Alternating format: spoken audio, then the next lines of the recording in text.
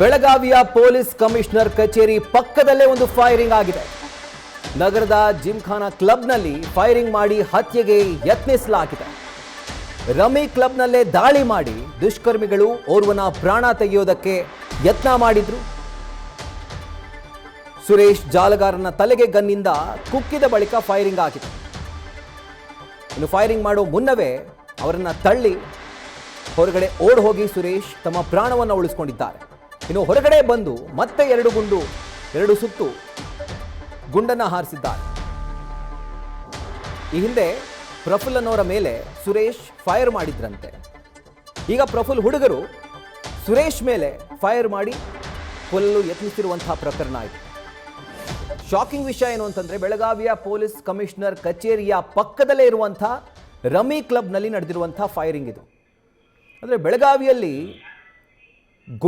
ಗನ್ಗಳು ಎಷ್ಟು ಸದ್ದು ಮಾಡ್ತಾವೆ ಅಂತ ಜಸ್ಟ್ ಇಮ್ಯಾಜಿನ್ ಮಾಡಿಕೊಳ್ಳಿ. ಅಂದರೆ ಯಾರ ಅಂಜಿಕೆ ಇಲ್ಲದೆ, ಅಳುಕಿಲ್ಲದೆ, ಭಯ ಇಲ್ಲದೆ ರಾಜಾರೋಷವಾಗಿ ಅವರು ಫೈರ್ ಮಾಡ್ತಾರೆ ಅಂತಂದರೆ ಪೊಲೀಸರ ಭಯ, ಕಾನೂನಿನ ಭಯ ಅವ್ರಿಗೆ ಎಷ್ಟರ ಮಟ್ಟಿಗಿದೆ ಅನ್ನೋದು ಗೊತ್ತಾಗ್ತಾ ಇದೆ.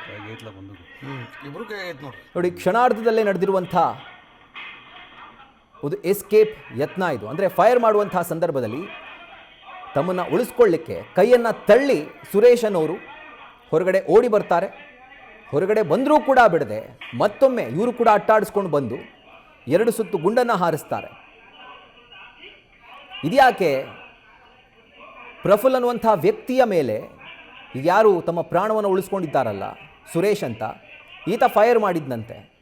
ಈಗ ಪ್ರಫುಲ್ನ ಹುಡುಗರು ಸುರೇಶ್ನ ಸಾಯಿಸಬೇಕು ಅಂತ ಹೇಳಿ ಕ್ಲಬ್ನ ಒಳಗಡೆ ನುಗ್ಗಿ ಆತನಿಗೆ ಫೈರ್ ಮಾಡುವಂಥ ಯತ್ನವನ್ನು ಮಾಡ್ತಾರೆ. ಆದರೆ ಆತ ತತ್ಕ್ಷಣಕ್ಕೆ ಅಲ್ಲಿಂದ ಎಸ್ಕೇಪ್ ಆಗಿ ಹೊರಗಡೆ ಓಡಿ ಬರ್ತಾನೆ. ಅವತ್ತು ಎಕ್ಸ್ಕ್ಲೂಸಿವ್ ದೃಶ್ಯವನ್ನು ನ್ಯೂಸ್ ಫಸ್ಟ್ನ ಸ್ಕ್ರೀನಲ್ಲಿ ಗಮನಿಸ್ತಾ ಇದ್ದೀರಿ. ಯಾವ ರೀತಿಯಾದಂಥ ಭಯ ಅಲ್ಲಿನ ಸೋ ಕಾಲ್ಡ್ ನಾಯಕರಿಗೆ, ಜನರಿಗೆ, ರೌಡಿಗಳಿಗಿದೆ ಅನ್ನೋದನ್ನು ಈ ಒಂದು ದೃಶ್ಯನೇ ತೋರಿಸ್ತಾ ಇದೆ. ಪೊಲೀಸರ ಭಯ ಇದೆಯಾ? ಈ ಒಂದು ದೃಶ್ಯವನ್ನು ನೋಡಿದ್ರೆ ಪೊಲೀಸರ ಭಯ ಇರಲಿ, ನಮ್ಮ ಪಕ್ಕದಲ್ಲೇ ಪೊಲೀಸ್ ಕಮಿಷನರ್ ಕಚೇರಿ ಇದೆ ಅನ್ನೋದನ್ನು ಕೂಡ ಗೊತ್ತಿದ್ರೂ ಲೆಕ್ಕಕ್ಕೆ ತೆಗೆದುಕೊಳ್ಳದೆ ಈ ಒಂದು ಯತ್ನವನ್ನು ಮಾಡಲಾಗಿರುವಂಥದ್ದು. ಮತ್ತೊಂದು ಕಡೆ ಪೊಲೀಸರು ಎಲ್ಲ ಆದ ನಂತರ ಸ್ಥಳಕ್ಕೆ ಬಂದು ಪರಿಶೀಲಿಸಿದ್ದಾರೆ. ಆ ವಿಜುವಲ್ಸ್ ಕೂಡ ಗಮನಿಸ್ತಾ ಇದ್ದೀವಿ. ಇದರ ಕುರಿತಾಗಿ ಡೀಟೇಲ್ಸನ್ನು ಕೊಡ್ತಾ ಹೋಗ್ತಾರೆ ನಮ್ಮ ಪ್ರತಿನಿಧಿ ನಾಗೇಶ್ ಕುಂಬಳಿ. ಈಗ ಫೋನ್ ಮುಖಾಂತರ ಜಾಯಿನ್ ಆಗಿದ್ದಾರೆ. ನಾಗೇಶ್, ಈಗ ಪೊಲೀಸ್ ಕಮಿಷನರ್ ಅವರ ಕಚೇರಿ ಪಕ್ಕದಲ್ಲೇ ಈ ಒಂದು ಫೈರಿಂಗ್ ಆಗುತ್ತೆ ಅಂತಂದರೆ ಅಲ್ಲಿನ ದುಷ್ಕರ್ಮಿಗಳಿಗೆ ಪೊಲೀಸರ ಬಗ್ಗೆ ಎಷ್ಟು ಭಯ ಇರಬೇಕು ಅಂತ ಈ ಒಂದು ಇನ್ಸಿಡೆಂಟೇ ತೋರಿಸುತ್ತೆ. ಸೊ ಕಂಪ್ಲೀಟಾಗಿ ಏನೆಲ್ಲ ಆಯಿತು, ಏನೇನು ಡೀಟೇಲ್ಸ್ ಲಭ್ಯವಾಗ್ತಾ ಇದೆ ನಾಗೇಶ್? ಹೌದು ರಾಹುಲ್, ಏನಂತಂದ್ರೆ ಇದು ಬೆಳಗಾವಿಯಲ್ಲಿ ಬೆಚ್ಚಿ ಬೀಳಿಸುವಂತ ಘಟನೆ ಅಂತಾನು ಹೇಳ್ಬೋದು. ಯಾಕಂತಂದ್ರೆ ಇದು ಬೆಳಗಾವಿಯ ಪೊಲೀಸ್ ಕಮಿಷನರ್ ಕಚೇರಿ ಪಕ್ಕದಲ್ಲಿ, ಯಾಕಂತಂದ್ರೆ ಇದು ಪೊಲೀಸ್ ಕಮಿಷನರ್ ಇರತಕ್ಕಂತ ಒಂದು ಕಚೇರಿ ಪಕ್ಕದಲ್ಲಿ ಆಗಿರುವಂತದ್ದು. ಇದು ಒಂದು ದೊಡ್ಡ ದುರ್ಘಟನೆ ಅಂತಾನು ಹೇಳ್ಬೋದು. ಇದು ಏನು ಬೆಳಗಾವಿಯ ಪೊಲೀಸ್ ಕಮಿಷನರ್ ಪಕ್ಕದಲ್ಲಿ ಏನು ಕಚೇರಿಯ ಜಿಮ್ಖಾನ್ ಎಂಬ ಕ್ಲಬ್ ನಲ್ಲಿ ನಡೆದಂತ ಏನು ಒಂದು ಹತ್ಯೆಗೆ ಯತ್ನಿಸಿದಂತ ಫೈರಿಂಗ್ ಘಟನೆ ಕೂಡ ನಡೆದಿರುವಂತದ್ದು. ರಮ್ಮಿ ಕ್ಲಬ್ ನಲ್ಲಿ ಅಟ್ಯಾಕ್ ಮಾಡಿ ಏನು ಕೆಲ ಸುರೇಶ್ ಜಾಲ್ಗಾರ್ ಎಂಬಾತನ ತಲೆಗೆ ಗನ್ನಿಂದ ಕುಕ್ಕಿ ಬಳಿಕ ಫೈರಿಂಗ್ ಅನ್ನ ಮಾಡಲಾಗುತ್ತೆ.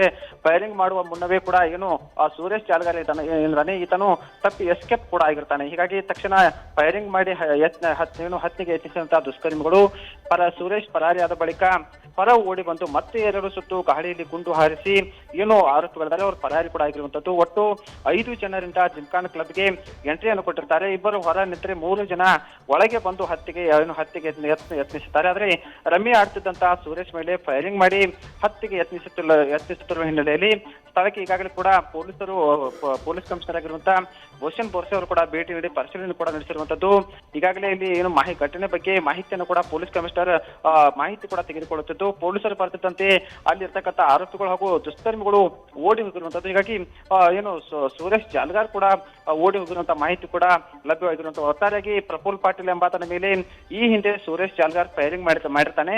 ಇದನ್ನೇ ಸೇಡು ತೀರಿಸಿಕೊಳ್ಳಲು ಇಂದು ಪ್ರಫುಲ್ ಪಾಟೀಲ್ ಕಡೆ ಹುಡುಗರಿಂದ ಹತ್ಯೆಗೆ ಯತ್ನಿಸಿರುವಂತಹ ಘಟನೆ ಕೂಡ ಇದು ಬೆಳಗಾವಿ ಕ್ಯಾಂಪ್ ಪೊಲೀಸ್ ಠಾಣೆ ವ್ಯಾಪ್ತಿಯಲ್ಲಿ ಕೂಡ ನಡೆದಿರುವಂತದ್ದು. ಹೀಗಾಗಿ ಏನು ಸಿಸಿಟಿವಿ ದೃಶ್ಯ ಕೂಡ ಸಾಕಷ್ಟು ಬೆಚ್ಚಿಗೊಳಿಸುವಂತಹ ದುಷ್ಕರ್ಮಿಗಳ ಕುರಿತ ಕೂಡ ಸಿಸಿಟಿವಿ ಸರಿಯಾಗಿರುವಂತದ್ದು Rahul. Right Nagesh, thank you ಡೀಟೇಲ್ಸ್ಗೆ.